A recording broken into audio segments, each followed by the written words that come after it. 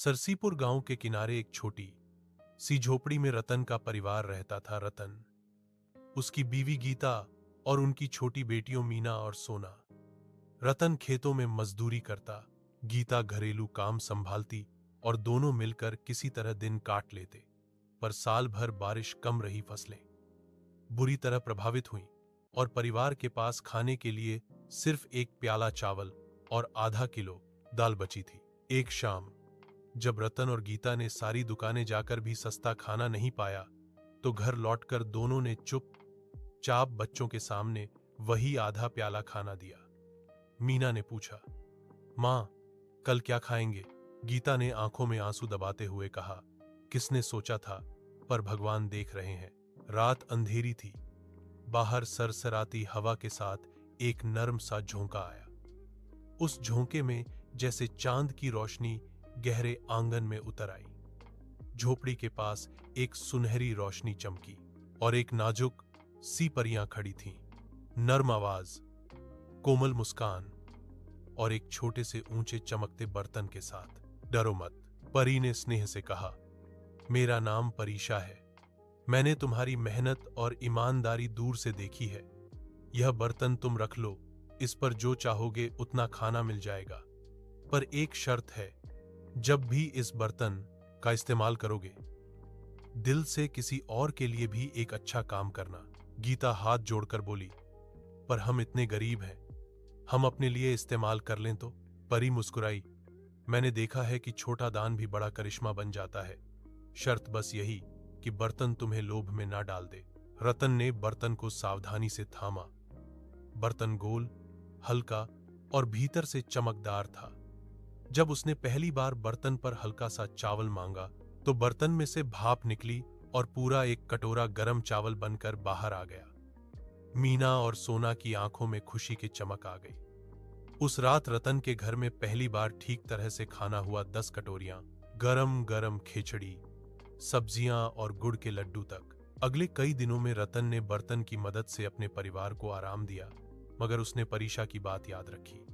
हर बार जब भी वह बर्तन से खाना निकलवाता, उस खाने में से एक हिस्सा वह गांव के किसी और जरूरतमंद के लिए अलग कर देता। कभी बूढ़े राजा जी के लिए, तो कभी अनाथ बच्चों के लिए। धीरे धीरे गांव में चर्चा फैलने लगी कि रतन का घर हमेशा खाने से भरा रहता है और वह दूसरों की मदद भी करता है। एक दिन बाजार में एक बड़ा व्यापारी आया, जिसने सुना था कि रतन के पास कोई ऐसा बर्तन है जो खाना देता है। उस व्यापारी की आंखों में लालच था। उसने रतन से कहा, तुम्हारे बर्तन से मैं हर शहर में दुकान खोल दूंगा, सोचो हम लाखों कमा लेंगे।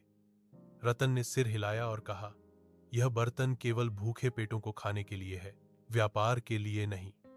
व्यापारी ने उकसाने की बहुत कोशिश की, पर रतन अडिग रहा। व्यापारी ने फिर एक चाल चली। उसने गांव में अफवाह फैला दी कि रतन और उसके परिवार ने जादुई बर्तन का फायदा उठाकर ही सब अमीर बने हैं। कुछ लोग जो पहले मदद पाते रहे थे, अब शक करने लगे। रतन की बेटी मीना रोते हुए आई, पापा, लोग हमें बुरा कह रहे हैं। रतन ने गर्म हाथों से उसके बाल सहलाए और कहा, मीना, असल इंसान वही है जो कठिन समय में भी नेक बने। चलते रहो। कुछ ही दिनों बाद गांव में एक भयंकर आग लगी। काफी घर जल गए। रतन और उसका परिवार बर्तन लेकर आगे बढ़ा और बची खुची मदद करते हुए गांव वालों को खाना बांटने लगे।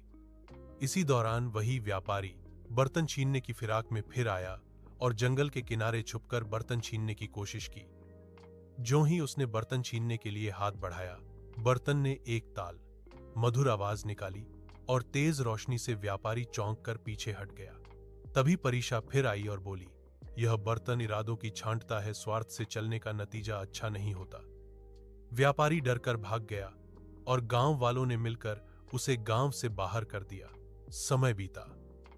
रतन का परिवार गरीब से मध्यम में आया ना कि सिर्फ बर्तन की वजह से, बल्कि इसलिए कि लोग उनकी ईमानदारी और मदद की मिसाल देखकर उनसे जुड़ने लगे। लोगों ने मिलकर नए खेत उगाए, स्कूल खोला और एक छोटी सी राशन सहयोग समिति बनाई। रतन ने बर्तन को एक सुरक्षित स्थान पर रख दिया। उस पर लिखा था, यह बर्तन तब तक रहेगा जब तक लोग प्यार और साझेदारी से इसे उपयोग करें। एक दिन परीक्षा फिर आई। उसने कहा, तुमने सही तरीके से इसका उपयोग किया। उसने गांव को बदल दिया। पर असली जादू तुम्हारे दिल का दान और दया थी। उसने बर्तन को चमकाते हुए लिया और मुस्कुराई। अब यह नई जरूरतमंद जगह पर जाएगा। और वह उड़कर चली गई, पर गांव में जो बदलाव आया था वह हमेशा के लिए कायम रहा।